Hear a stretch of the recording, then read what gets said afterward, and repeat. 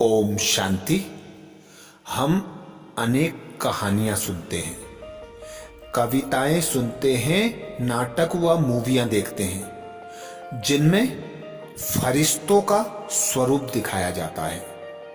फरिश्तों का स्वरूप लाइट का जगमग दिखाया जाता है। वे हर आत्मा को कुछ ना कुछ देने वाले होते हैं, अर्थात दुखों से मुक्त करने वाले, सत्य की राह दिखाने वाले, मुक्ति की राह दिखाने वाले, सत्य की पहचान कराने वाले और अनेक खजानों से भरपूर बनाने वाले उन्हें दिखाया जाता है। तो ऐसे फरिश्ते वास्तविक स्वरूप उनका क्या है, उन्हें ये सब प्राप्तियां कहां से होती हैं जो वे सभी को कुछ ना कुछ देने लायक बन जाते हैं। तो आज फरिश्तों की कहानी से फरिश्तों के कुछ ऐसे विशेष गुण जानेंगे, उनकी विशेषताएं जानेंगे, उनके बारे में ऐसा विशेष ज्ञान लेंगे कि फरिश्ता कैसा होता है, क्या होता है, फरिश्ता समान बनने के लिए हमें क्या करना होगा।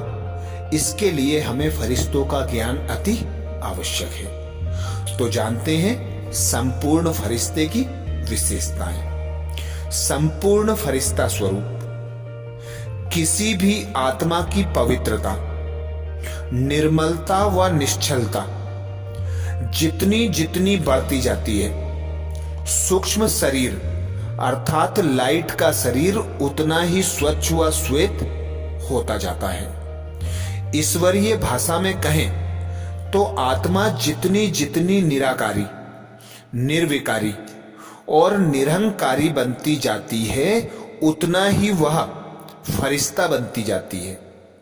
ये तीनों धारणाएं संपूर्ण आ जाने से आत्मा संपूर्ण फरिश्ते स्वरूप को धारण कर लेती है।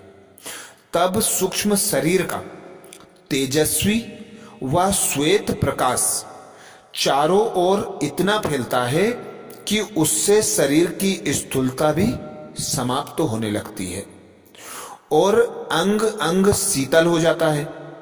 ऐसा तपस्वी पूर्णतया उपराम व अनासक्त वृत्ति वाला होता है। अर्थात हम यह समझ सकते हैं कि हर आत्मा दो शरीर में रहती है। एक होता है स्थूल 5 तत्वों से बना शरीर, जल वायु आकाश पृथ्वी अग्नि से बने हुए शरीर में आत्मा भ्रकुटी के मध्य विराजमान होती है। एक शरीर होता है सूक्ष्म लाइट का। यदि हम अनुभव करें कि हम इस स्थूल शरीर से बाहर निकल रहे हैं, तो जैसे ही हम अनुभव करेंगे और अपने स्वयं के स्थूल शरीर को देखेंगे तो हम आ गए बाहर और रह गया हमारा स्थूल शरीर अकेला।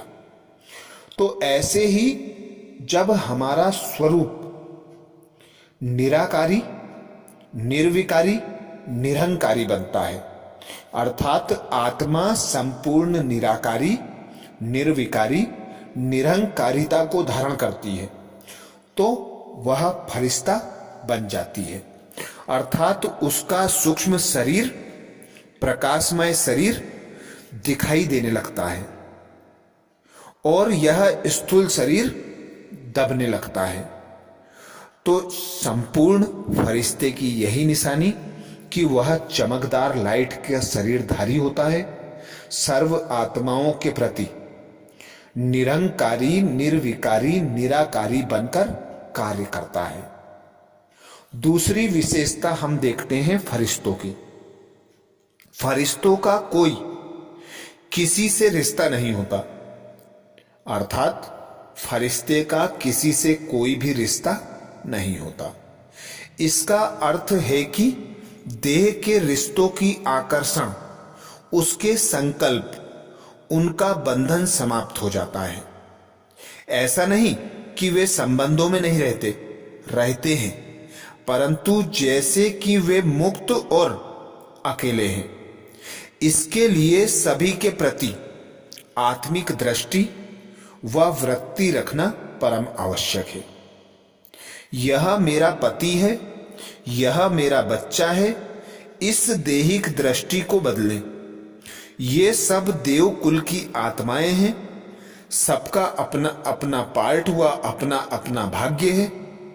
इससे पूर्व जन्म में हमारे नाते अन्य आत्माओं से थे और अगले जन्म में हमारे संबंध अन्य आत्माओं से होंगे। ऐसा अलौकिक भाव रखने के साथ अपने कर्तव्यों का पालन भी करें। यदि बच्चा बीमार है तो इलाज कराएं, परंतु बिना डिस्टर्ब हुए। इस तरह लंबी साधना से संबंधों का आकर्षण व बंधन समाप्त हो जाएगा, अर्थात इस स्थूल देह में रहते हुए, इस स्थूल देह के संबंधों को निभाते हुए, संबंधों के बंधन से मुक्त रहना। इस स्थूल देह से कर्म करते हुए कर्म के बंधनों से व कर्मेंद्रियों से मुक्त रहना, अर्थात इस 5 तत्वों के शरीर से, इन 5 तत्वों से सदा उपराम होकर रहना। सर्व आत्माओं को समान दृष्टि वृत्ति के साथ देखना, क्योंकि आज जो हमारे सगे संबंधी हैं वे अगले जन्म में हमारे सगे संबंधी नहीं होंगे, और जो पिछले जन्म में सगे संबंधी थे वे अभी इस जन्म में हमारे सगे संबंधी नहीं हैं। तो हर संबंध से उपराम खुद को अनुभव करना, इस बंधन में नहीं रखना कि यह मेरा बच्चा है, यह मेरी बीबी है, यह मेरा बाप है, यह मेरी मां है। नहीं, संबंधों को निभाना पर संबंधों के बंधन से उपराम रहना, कर्तव्यों का पालन करना लेकिन कर्तव्यों से भी उपराम रहना, यही फरिश्तों का मुख्य गुण होता है। इसीलिए वे सर्व संबंधों से, सर्व बंधनों से, सर्व सुख सुविधा के साधनों से उपराम होते हैं, अर्थात अनासक्त होते हैं।